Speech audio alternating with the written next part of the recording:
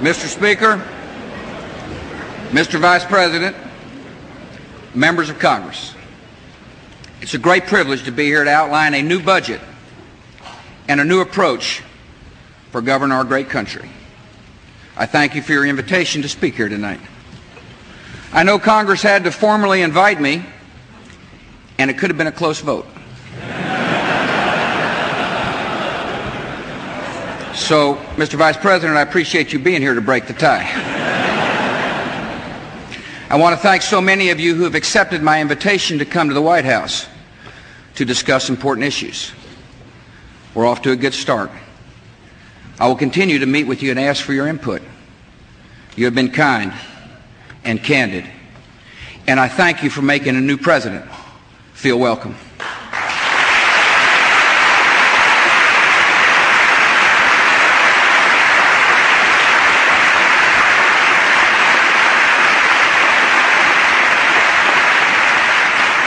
The last time I visited the Capitol, I came to take an oath. On the steps of this building, I pledged to honor our Constitution and laws, and I ask you to join me in setting a tone of civility and respect in Washington.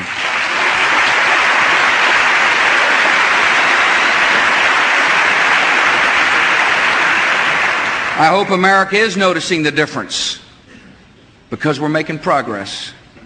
Together, we are changing the tone in the nation's capital, and this spirit of respect and cooperation is vital, because in the end we will be judged not only by what we say or how we say it, we will be judged by what we're able to accomplish. America today is a nation with great challenges, but greater resources. An artist using statistics as a brush could paint two very different pictures of our country. One would have warning signs: increasing layoffs, rising energy prices, too many failing schools, persistent poverty, the stubborn vestiges of racism.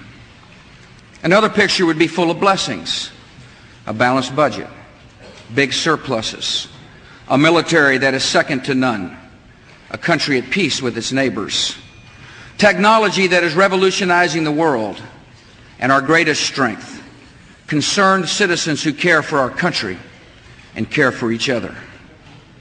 Neither picture is complete in and of itself. And tonight I challenge and invite Congress to work with me to use the resources of one picture to repaint the other, to direct the advantages of our time to solve the problems of our people.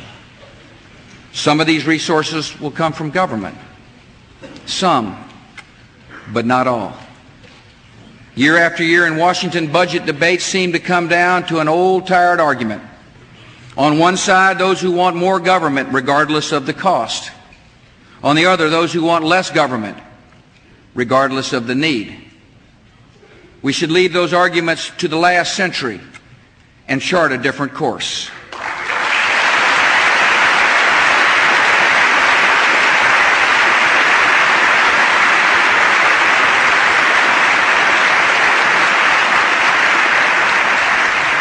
Government has a role, and an important role.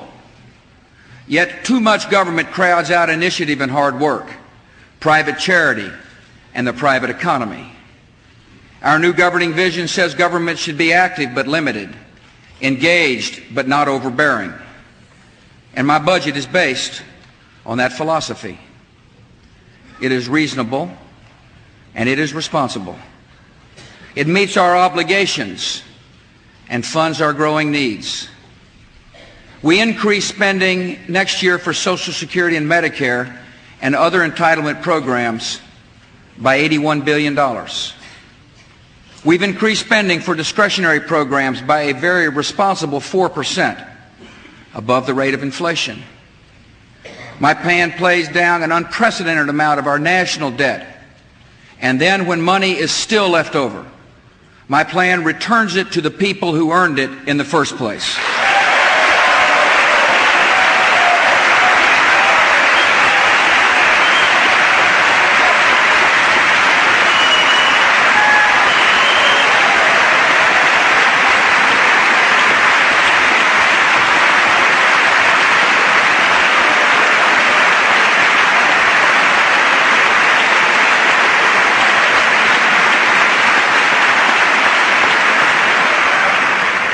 A budget's impact is counted in dollars, but measured in lives.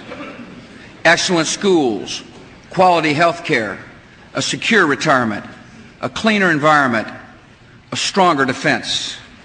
These are all important needs, and we fund them. The highest percentage increase in our budget should go to our children's education. Education is not my top priority.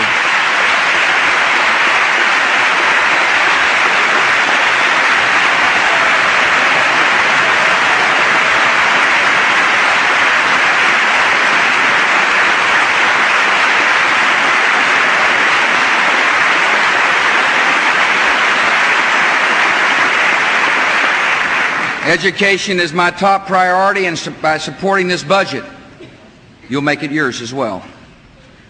Reading is the foundation of all learning. So during the next 5 years, we triple spending, adding $5 billion to help every child in America learn to read. Values are important. So we've tripled funding for character education to teach our children not only reading and writing, but right from wrong.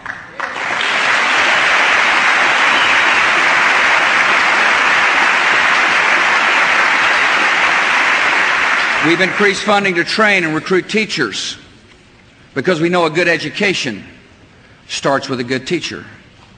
And I have a wonderful partner in this effort. I like teachers so much, I married one.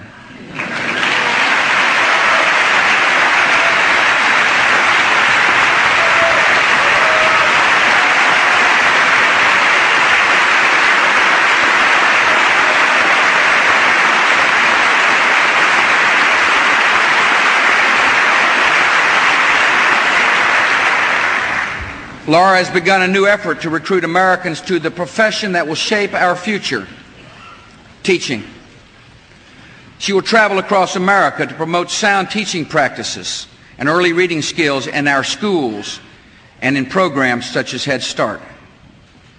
When it comes to our schools, dollars alone do not always make the difference. Funding is important, and so is reform. So we must tie funding to higher standards and accountability for results. I believe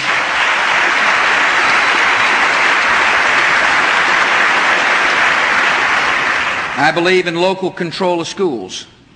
We should not and we will not run public schools from Washington, D.C.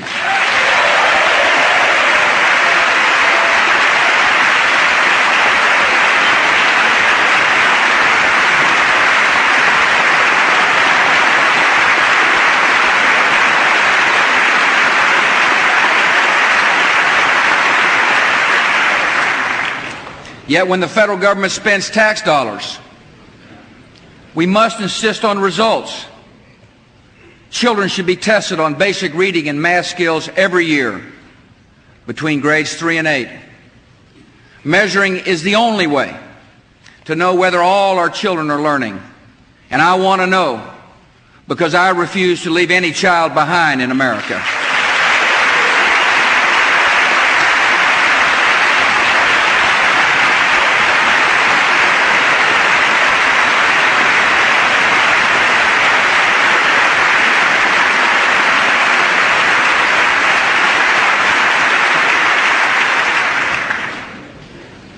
Critics of testing contend it distracts from learning. They talk about teaching to the test. But let's put that logic to the test.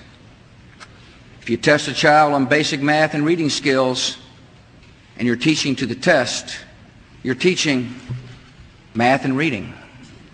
And that's the whole idea.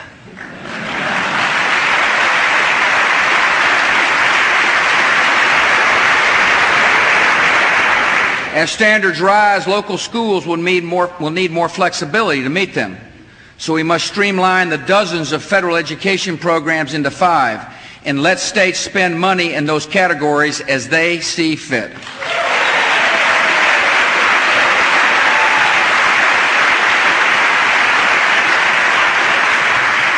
Schools will be given a reasonable chance to improve and the support to do so.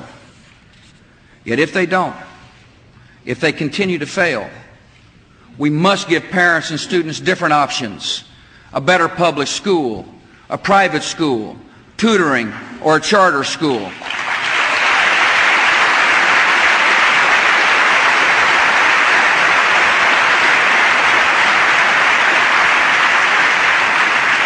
In the end, every child in a bad situation must be given a better choice, because when it comes to our children, failure is simply not an option.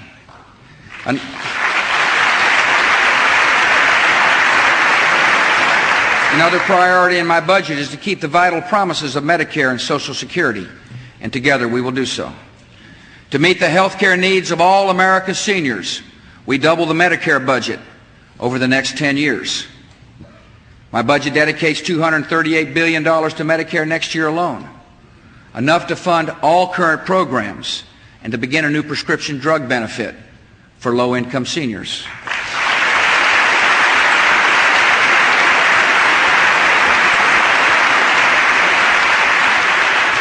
No senior in America should have to choose between buying food and buying prescriptions.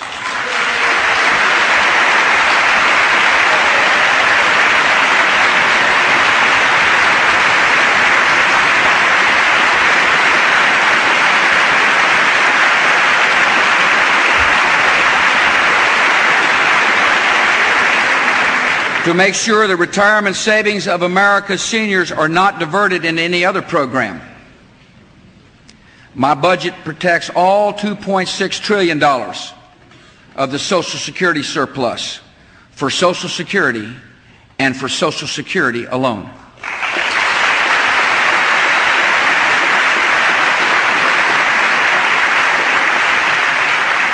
My budget puts a priority on access to health care without telling Americans what doctor they have to see or what coverage they must choose. Many working Americans do not have health care coverage, so we will help them buy their own insurance with refundable tax credits.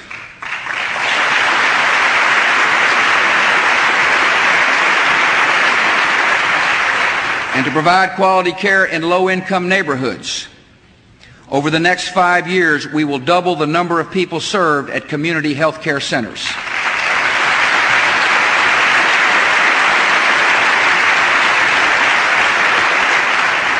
And we will address the concerns of those who have health coverage, yet worry their insurance company doesn't care and won't pay. Together, this Congress and this President will find common ground to make sure doctors make medical decisions and patients get the health care they deserve with a patient's Bill of Rights.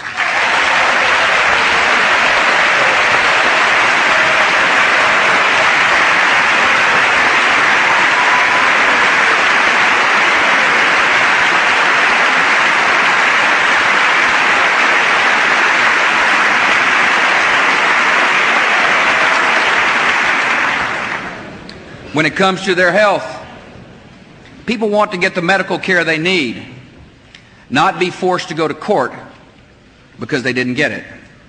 We will ensure access to the courts for those with legitimate claims. But first, let's put in place a strong independent review so we promote quality health care, not frivolous lawsuits.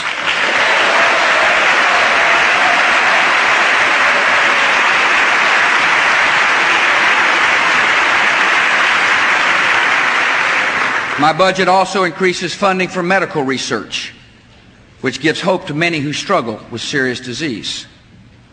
Our prayers tonight are with one of your own who is engaged in his own fight against cancer, a fine representative and a good man, Congressman Joe Moakley.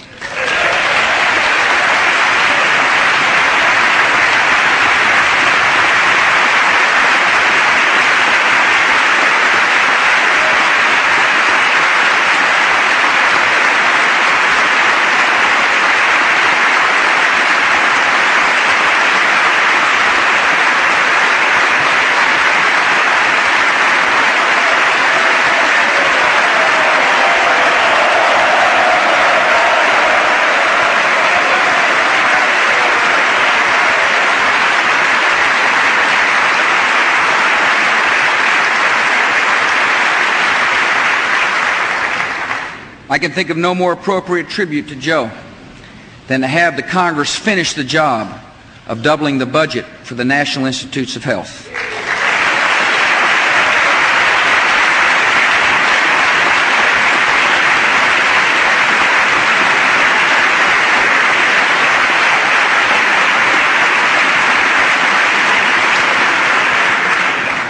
My new Freedom Initiative for Americans with Disabilities funds new technologies, expands opportunities to work, and makes our society more welcoming. For the more than 50 million Americans with disabilities, we must continue to break down barriers to equality.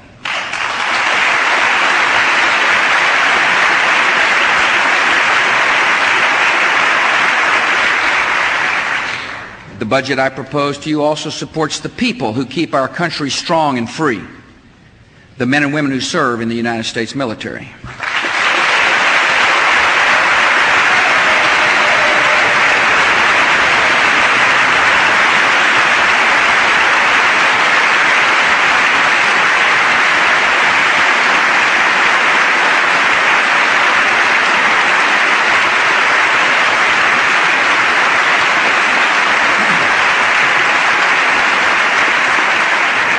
I'm requesting $5.7 billion in increased military pay and benefits and health care and housing.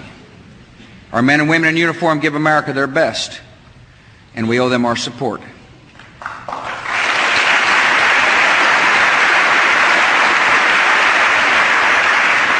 America's veterans honored their commitment to our country through their military service.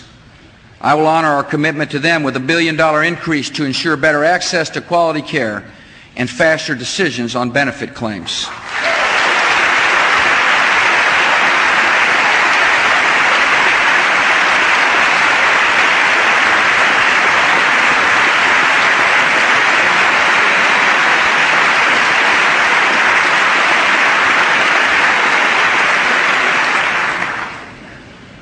My budget will improve our environment by accelerating the cleanup of toxic brownfields. And I propose we make a major investment in conservation by fully funding the Land and Water Conservation Fund.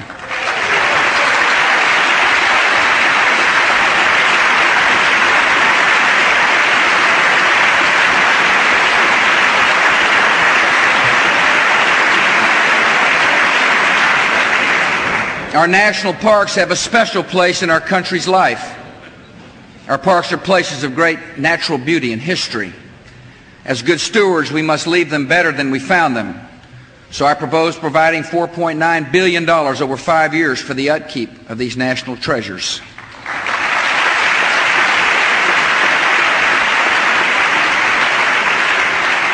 And my budget adopts a hopeful new approach to help the poor and the disadvantaged. We must encourage and support the work of charities and faith-based and community groups that offer help and love, one person at a time.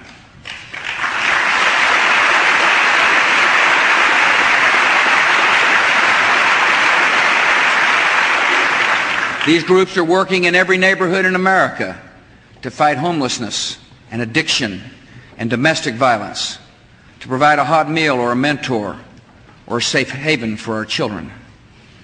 Government should welcome these groups to apply for funds, not discriminate against them.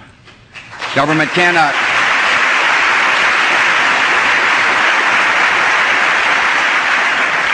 cannot be replaced by charities or volunteers. Government should not fund religious activities, but our nation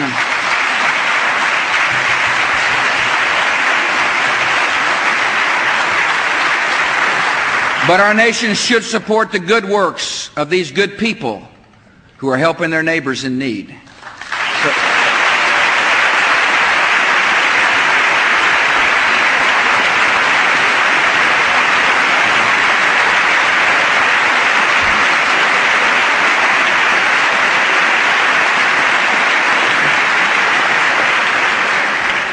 So I propose allowing all taxpayers, whether they itemize or not, to deduct their charitable contributions. Estimates show this could encourage as much as $14 billion a year in new charitable giving, money that will save and change lives.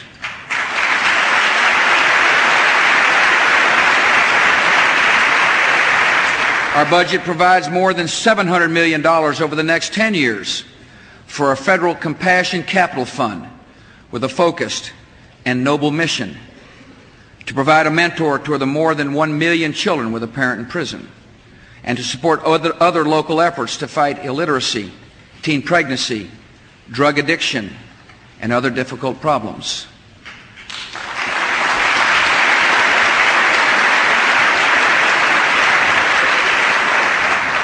With us tonight is the Mayor of Philadelphia.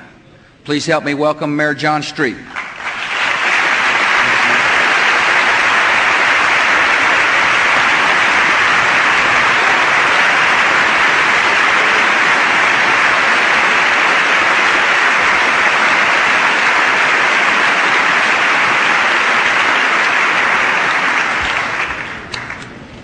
Mayor Street has encouraged faith-based and community organizations to make a significant difference in Philadelphia. He's invited me to his city this summer to see compassion in action. I'm personally aware of just how effective the mayor is. Mayor Street's a Democrat. Let the record show.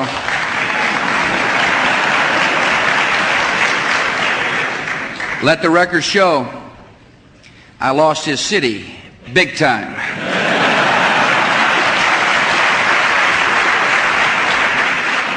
But some things are bigger than politics. So I look forward to coming to your city to see your faith-based programs in action.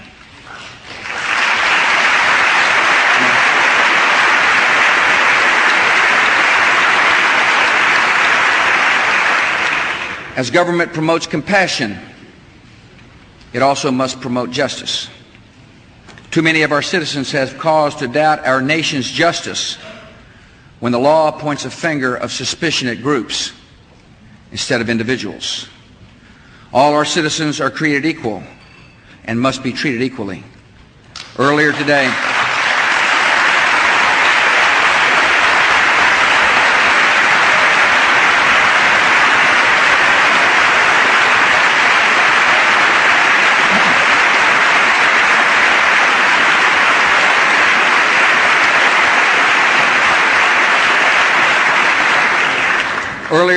I asked John Ashcroft, the Attorney General, to develop specific recommendations to end racial profiling. It's wrong, and we will end it in America.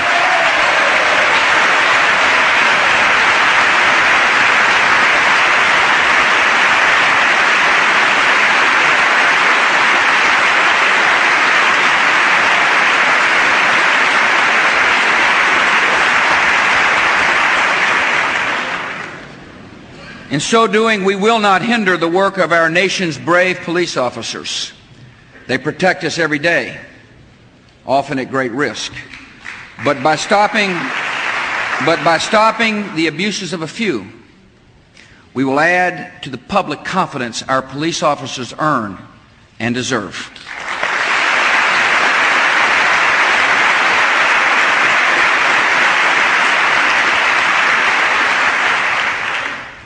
My budget has funded a responsible increase in our ongoing operations. It has funded our nation's important priorities. It has protected Social Security and Medicare. And our surpluses are big enough that there is still money left over. Many of you have talked about the need to pay down our national debt. I listened, and I agree.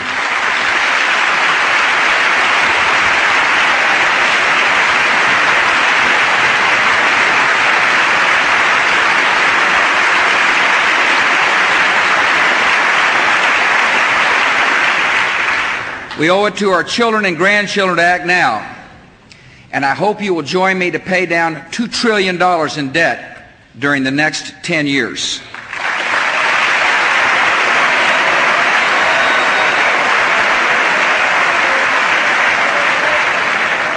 At the end of those 10 years, we'll have paid down all the debt that is available to retire.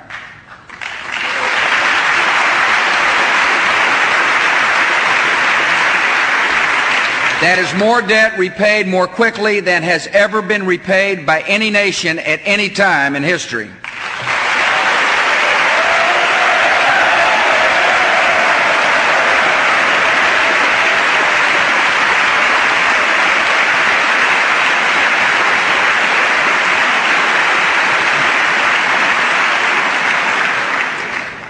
We should also prepare for the unexpected, for the uncertainties of the future. We should approach our nation's budget as any prudent family would, with a contingency fund for emergencies or additional spending needs. For example, after a strategic review, we may need to increase defense spending. We may need to increase spending for our farmers or additional money to reform Medicare. And so my budget sets aside almost $1 trillion over 10 years for additional needs. That is 1 trillion additional reasons you can feel comfortable supporting this budget.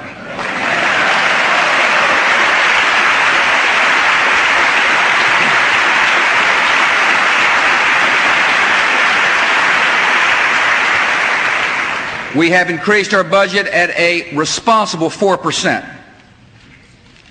We have funded our priorities. We paid down all the available debt. We have prepared for contingencies, and we still have money left over. Yogi Berra once said, when you come to a fork in the road, take it. Now we come to a fork in the road. We have two choices. Even though we've already met our needs, we could spend the money on more and bigger government. That's the road our nation has traveled in recent years. Last year, government spending shot up 8%. That's far more than our economy grew, far more than personal income grew, and far more than the rate of inflation. If you continue on that road, you will spend the surplus and have to dip into Social Security to pay other bills. Unrestrained government spending is a dangerous road to deficits, so we must take a different path.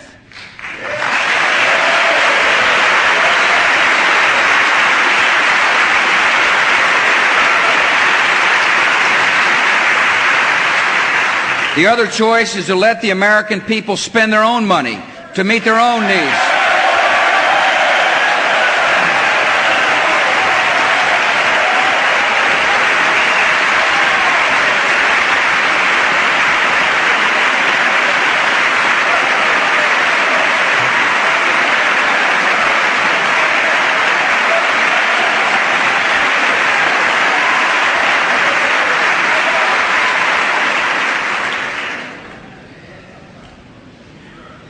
I hope you'll join me in standing firmly on the side of the people. You see, the growing surplus exists because taxes are too high and government is charging more than it needs. The people of America have been overcharged, and on their behalf, I'm here asking for a refund.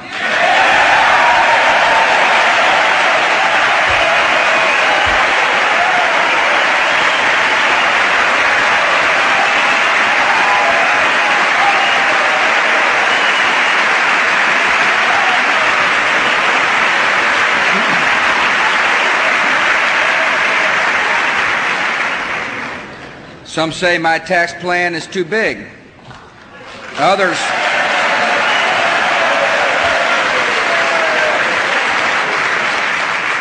say it's too small.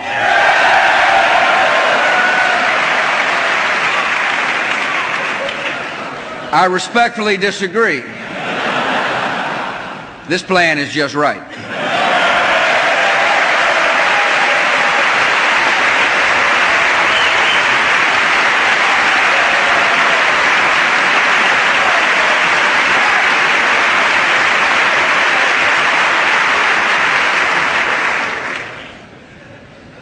I didn't throw darts at the board to come up with a number for tax relief. I didn't take a poll or develop an arbitrary formula that might sound good. I looked at problems in the tax code and calculated the cost to fix them. A tax rate of 15% is too high for those who earned low wages, so we must lower the rate to 10%.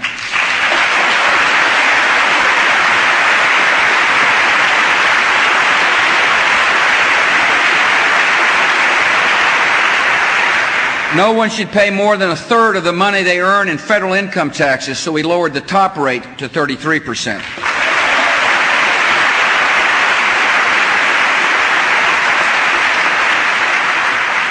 This reform will be welcome relief for America's small businesses, which often pay taxes at the highest rate.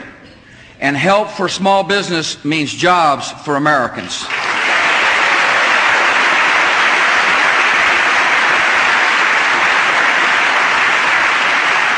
We simplified the tax code by reducing the number of tax rates from the current 5 rates to 4 lower ones, 10%, 15%, 25%, and 33%. In my plan, no one is targeted in or targeted out. Everyone who pays income taxes will get relief.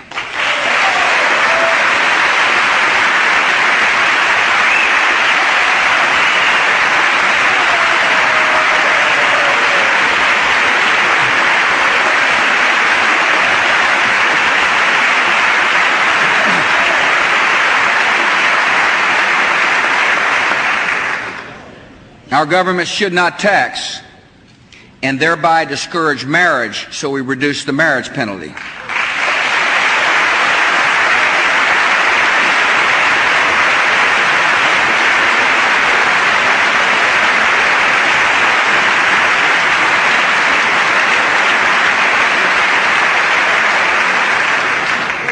I want to help families rear and support their children, so we doubled the child credit to $1,000 per child.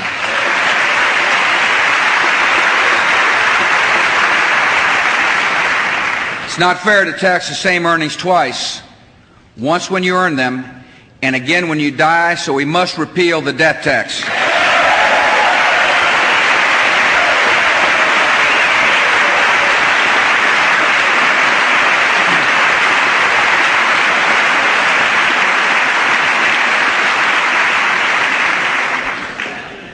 These changes add up to significant help. A typical family with 2 children will save $1,600 a year on their federal income taxes. Now, $1,600 may not sound like a lot to some, but it means a lot to many families. $1,600 buys gas for 2 cars for an entire year. It pays tuition for a year at a community college. It pays the average family grocery bill for 3 months. That's real money. With us tonight, representing many American families, are Stephen and Josefina Ramos.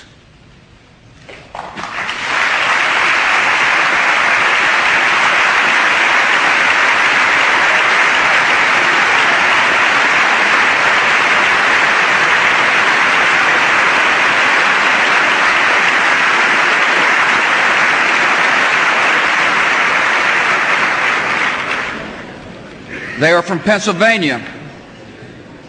But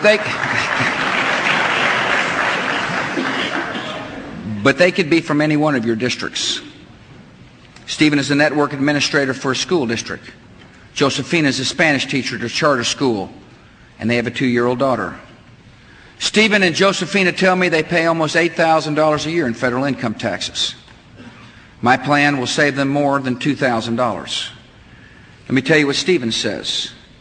$2,000 a year means a lot to my family. If we had this money, it would help us reach our goal of paying off our personal debt in 2 years' time.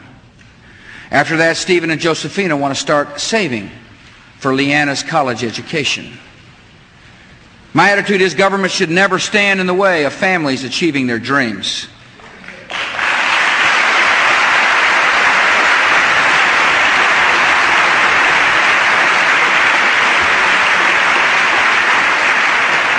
And as we debate this issue, always remember the surplus is not the government's money. The surplus is the people's money.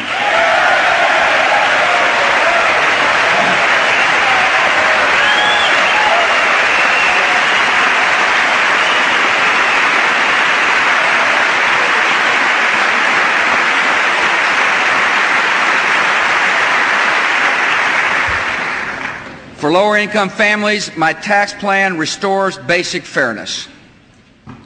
Right now, complicated tax rules punish hard work. A waitress supporting 2 children on $25,000 a year can lose nearly half of every additional dollar she earns above the $25,000. Her overtime, her hardest hours are taxed at nearly 50%. This sends a terrible message. you'll never get ahead. But America's message must be different. We must honor hard work, never punish it.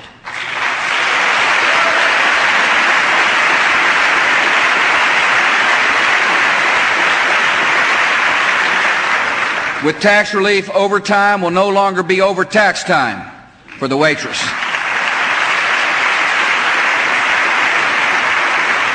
People with the smallest incomes will get the highest percentage of reductions. And millions of additional American families will be removed from the income tax rolls entirely.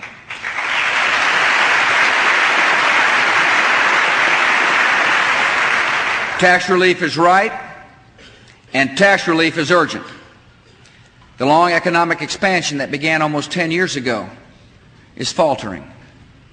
Lower interest rates will eventually help, but we cannot assume they will do the job all by themselves. 40 years ago, and then 20 years ago, two presidents, one Democrat, one Republican, John F. Kennedy and Ronald Reagan, advocated tax cuts to, in President Kennedy's words, get this country moving again. They knew then what we must do now. To create economic growth and opportunity, we must put money back into the hands of the people who buy goods and create jobs.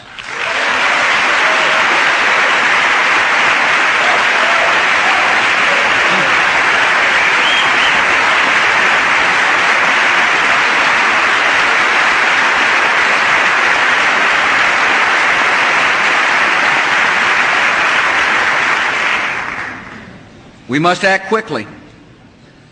The chairman of the Federal Reserve has testified before Congress that tax cuts often come too late to stimulate economic recovery. So I want to work with you to give our economy an important jump start by making tax relief retroactive.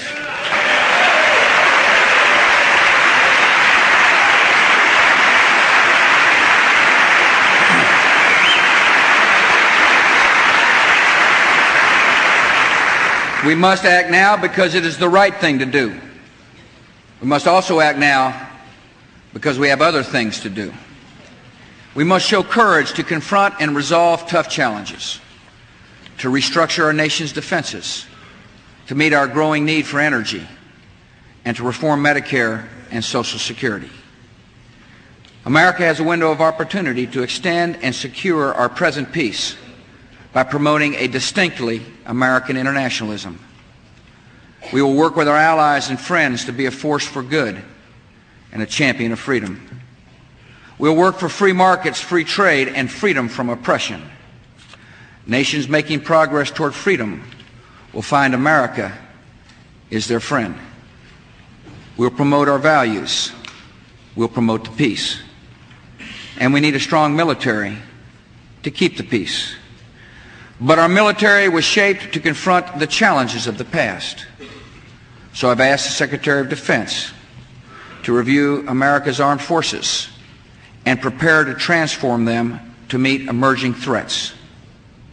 My budget makes a down payment on the research and development that will be required. Yet in our broader transformation effort, we must put strategy first, then spending. Our defense vision will drive our defense budget, not the other way around.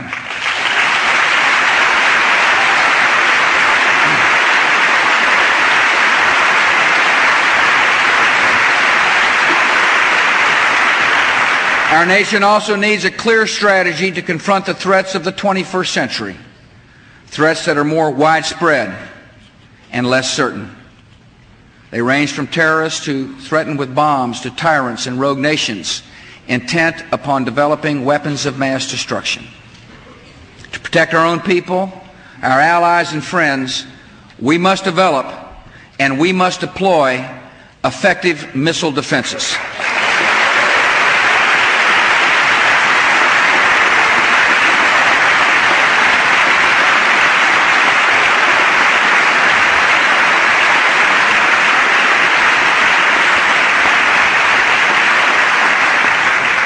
And as we transform our military, we can discard Cold War relics and reduce our own nuclear forces to reflect today's needs.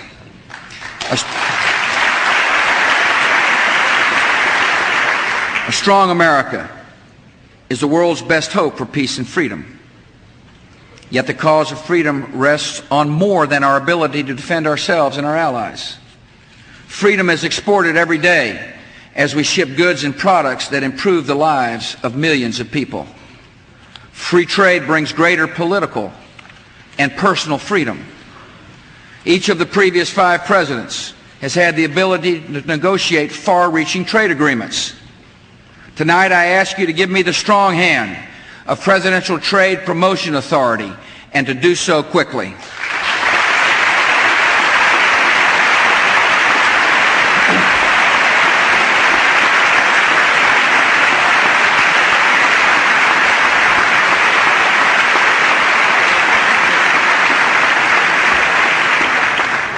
As we meet tonight, many citizens are struggling with the high cost of energy. We have a serious energy problem that demands a national energy policy.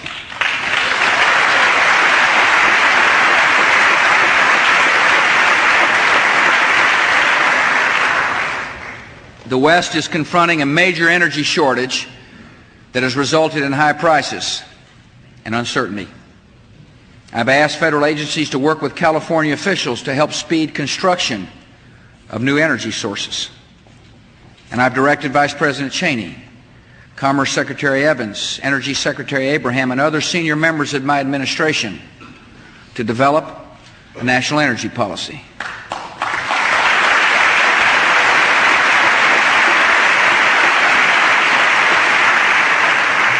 Our energy demand outstrips our supply. We can produce more energy at home while protecting our environment, and we must.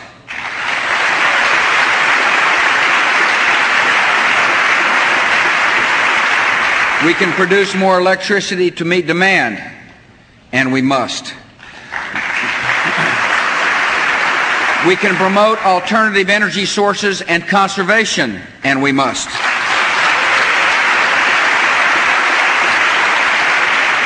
America must become more energy independent, and we will.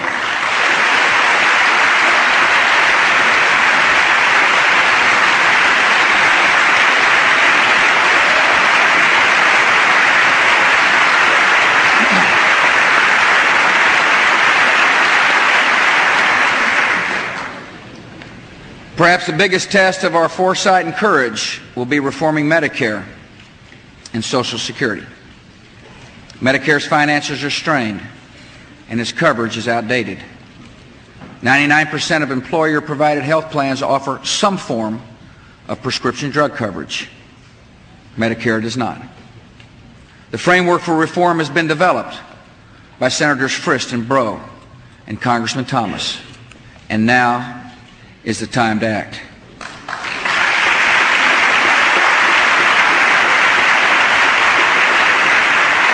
Medicare must be modernized, and we must make sure that every senior on Medicare can choose a health care plan that offers prescription drugs.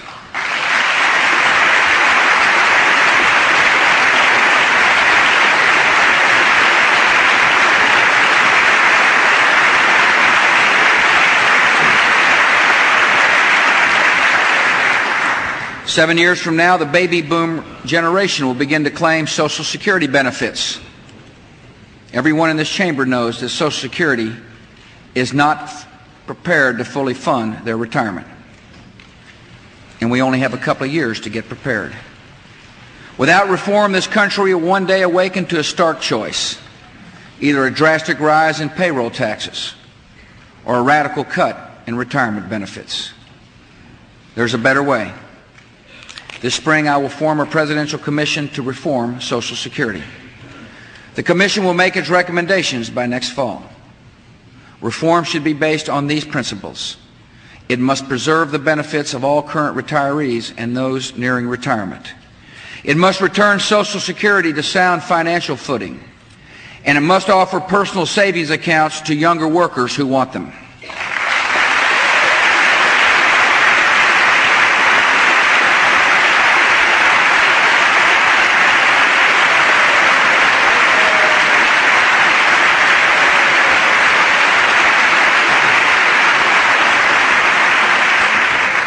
Social Security now offers workers a return of less than 2% on the money they pay into the system. To save the system, we must increase that by allowing younger workers to make safe, sound investments that yield a higher rate of return. Ownership, access to wealth, and independence should not be the privilege of a few. They are the hope of every American, and we must make them the foundation of Social Security.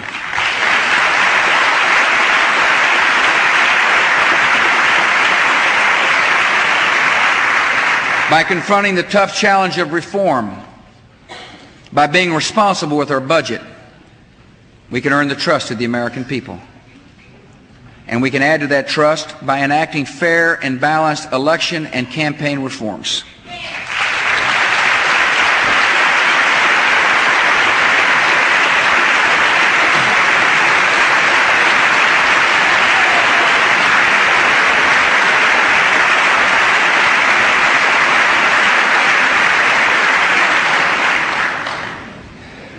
The agenda I have set before you tonight is worthy of a great nation.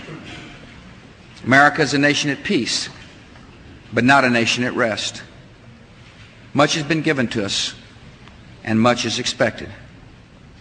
Let us agree to bridge old divides, but let us also agree that our goodwill must be dedicated to great goals. Bipartisanship is more than minding our matters. It is doing our duty. No one can speak.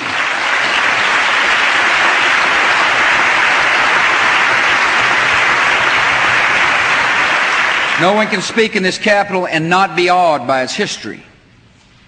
At so many turning points, debates in these chambers have reflected the collected or divided conscience of our country. And when we walk through Statuary Hall and see those men and women of marble, we're reminded of their courage and achievement. Yet America's purpose is never found only in statues or history. America's purpose always stands before us. Our generation must show courage in a time of blessing, as our nation has always shown in times of crisis. And our courage, issue by issue, can gather to greatness and serve our country. This is the privilege and responsibility we share. And if we work together, we can prove that public service is noble. We all came here for a reason. We all have things we want to accomplish and promises to keep. Juntos podemos. Together we can.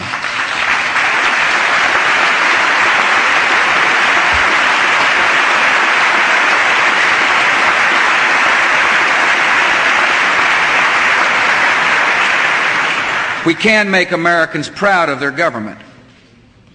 Together we can share in the credit of making our country more prosperous and generous and just, and earn from our conscience and from our fellow citizens the highest possible praise.